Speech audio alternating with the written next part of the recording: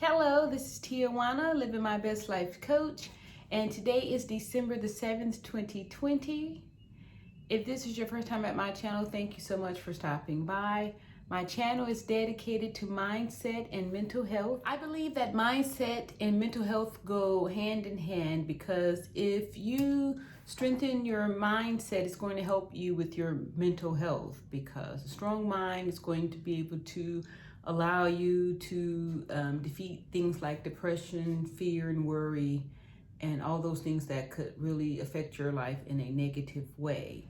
Today I want to talk to people that are suffering from narcissistic abuse, from in a relationship with someone who is suffering from narcissistic personality disorder.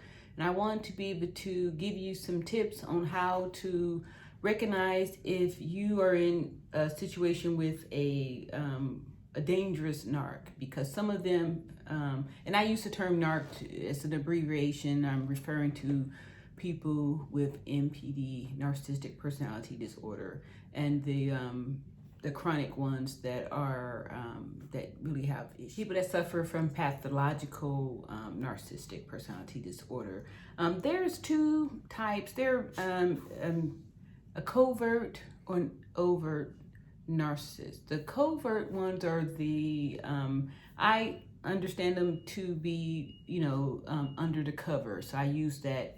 See the ones that are more secretive, I explain it like they throw rocks and hide the hands. The ones that kind of throw rocks and hide your hands, for a way to describe them. And the overt ones are the ones that are more obvious, so they are over the top. So that's a good way to be able to understand the two.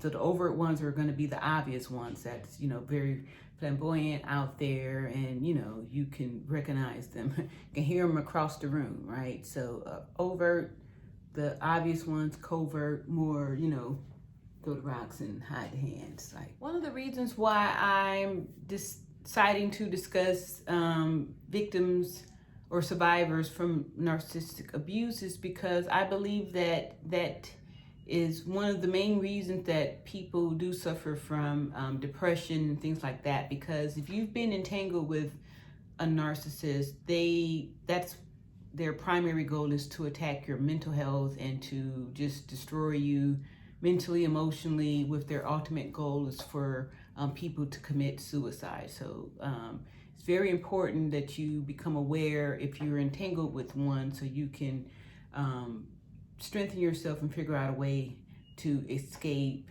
and get out of that. Okay, so maybe you're thinking, like, how do the two tie in together? Because if you're trying to get your mindset breakthrough, if you're entangled in a relationship with a narcissist, it's going to be difficult, if not impossible, in order to achieve that, because you are in a constant battle, and your emotional stability, it's not going to be good. It's impossible for you to function and grow and flourish mentally if you are entangled with a narcissist, because their primary goal is to just destroy you. And that's how, that's unfortunately, that's just how they operate. Like, they need to inflict pain on people, and they get energy, they get fuel, they call it fuel, off of causing emotional injuries to people. So that's why I'm taking this time to talk about this, because at one point I was affected by these narcissists, and I am here to say that you can overcome it. And if you are in situations where you've got like family members like that are sick with it, there is ways to be able to deal with them after you learn how to set boundaries, and then you could train people on how to treat you. But anyway, that's going to be another story. But today I'm going to give you, I think, 5 tips how to spot if the narcissist that you're with is dangerous. Because some of them are dangerous. These are the same people that are in, that are physically abusive, but most of them are more mentally and emotionally abusive, because those are things that's very difficult to prove. So a lot of them do that, but some of them are violent, especially the lower level ones. So I want to be able to give you some tips to spot for red flags. So if you are with one that could potentially be violent, you need to get out of there, because your life is in jeopardy. These are the ones that snap and kill people and stuff. So good. Stay tuned for the 5 red flags, 5 tips on how to spot the dangerous. All right. Number 1 is they rage, like do a Dr. Jekyll and Mr. Hyde type personality, like really quick. Like you could be in a simple discussion, and if it's something that they disagree about, they can rage. They can go from hey to a roaring rage, and you'll feel the like you can tell the difference between someone who's just upset as opposed to who is raging. So if someone rages on you, you don't argue back. You just kind of stay quiet and let them calm down, and then just make a mental note to get out of there, because this person is waiting. I call them button, they try to get you to push their button so they could rage on you and then hurt you, So be careful whenever you see somebody who rages, for no reason, and you can feel the fury. That's your clue right there. That is a dangerous person, and they are waiting for you to just push that button so they can have an excuse to get violent with you. So rage. Number 2 is they don't take any responsibility when things go wrong. If if you can show the proof that they were responsible for something that is not right, they don't take responsibility. They will blame shift. It's another mechanism that they do like that. And so that's your other clue there, because anybody who doesn't take responsibility is really a sick individual, and you have to be careful, because they not taking responsibility, so they are looking for somebody to blame, and then it can go from blame to rage very quickly, and you can find yourself in a very dangerous situation. So you want to take notes to these things and try not to be emotional, because that's what's driving them. So you want to be control of your emotions, so you could try to diffuse the situation, but you have to still be in the back of your mind making a mental note that you need to escape, because this person hates you. Narcissists, they don't love anybody. They don't even love themselves. So you've got to be aware that this is not a situation that you could love the person through or anything like that. You've got to be smart about it and be developing an exit strategy. Number 3, they make threats. Like, sometimes, say you were in a situation with one of them and you're saying, hey, look, this is over, I want out. And then they threaten to come to your job or come to your house, or they start making threats about or they destroy, make threats about destroying something or hurting you, or they start making threats. So that is something, because usually if you're thinking about it, that comes out of your mouth. So most people, if you're not thinking of hurting anybody, you don't go around making just threats. So take that kind of stuff serious, and again, be making your exit strategy, but don't tell them that you're going to leave, because they will turn up the heat and really do a lot to make sure that doesn't happen. You've got to escape. You can't leave. You got to escape. All right. So if they make threats. A lot of people with narcissistic personality disorder are habitual cheaters. I call them serial cheaters.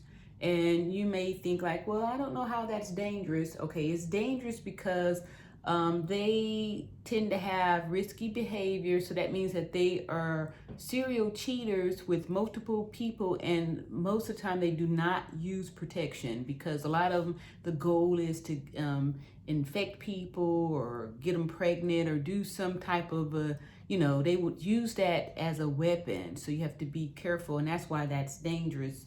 Because if you're in a relationship with one, or entangled, it's not a relationship. If you're entangled with one of them and they're out there serial cheating, they're not showing any discretion. They're just going, they are, mixing with just random people, and then they come back to you, and and then get you mixed up in some stuff. So a lot of times, places you at high risk for getting STDs and just pregnancies and different things like that. These are all weapons, and this is dangerous behavior.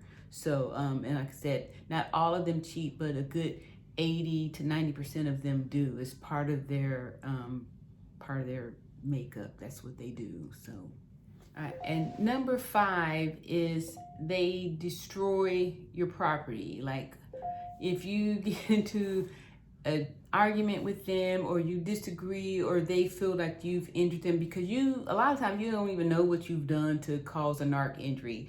And when they have in their mind interpreted that you've given them a narc injury, they there's nothing you could do to explain it. They are on the rampage, and they'll do things like destroy your property. They're the ones that do things like slicing your tire, throw the brick through your window, tear your car up, or just destroy your house, or just whatever kind of things. Like they'll do crazy stuff, put syrup on, just really ridiculous stuff just to be destructive, like so that is your sign that the person is violent, because that's very provocative behavior. Like sometimes people will get upset or offended. How dare you destroy my tires, or something like that, and then now all of a sudden you're giving them an excuse to get physical with you. So like I said, a lot of times they're doing things to try to trigger you so you can push their button, so they can have an excuse to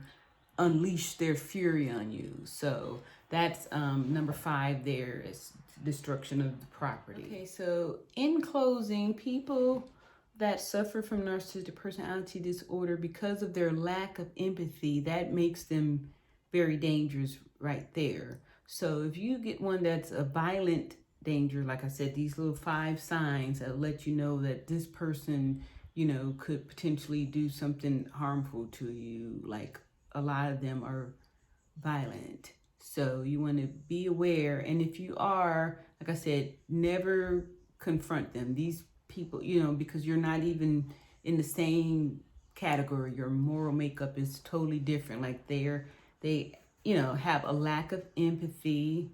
They don't have any emotion. So, you can't like, oh, but why are you doing? Like they don't feel sorry for you at all, because they don't even see you as a person. To them, you're just an object, a possession. That's what makes them more furious, that like, how dare you, not want me to abuse you, or they get upset and offended when you like stand up for yourself and say, hey, look, I don't want to be treated like that. So if you find yourself and you're becoming awake, obviously you must be getting some clues, because you're here watching this video, and I want to caution you not to, to be very conscious and aware of your moves, because depending on where you're at in their little narc harem, it depends on how you need to make your exit strategy, especially if you're like the primary source, because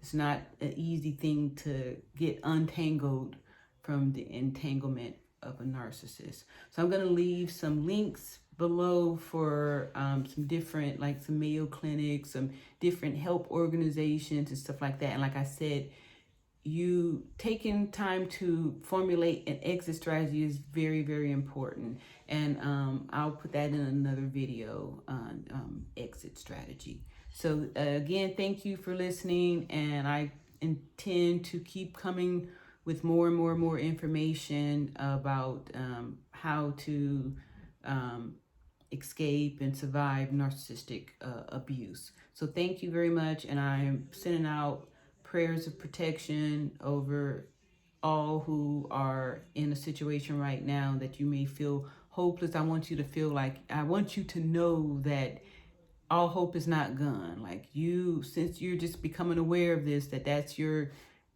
leaf to hold on to know that you're going to be able to get out of this. And God bless.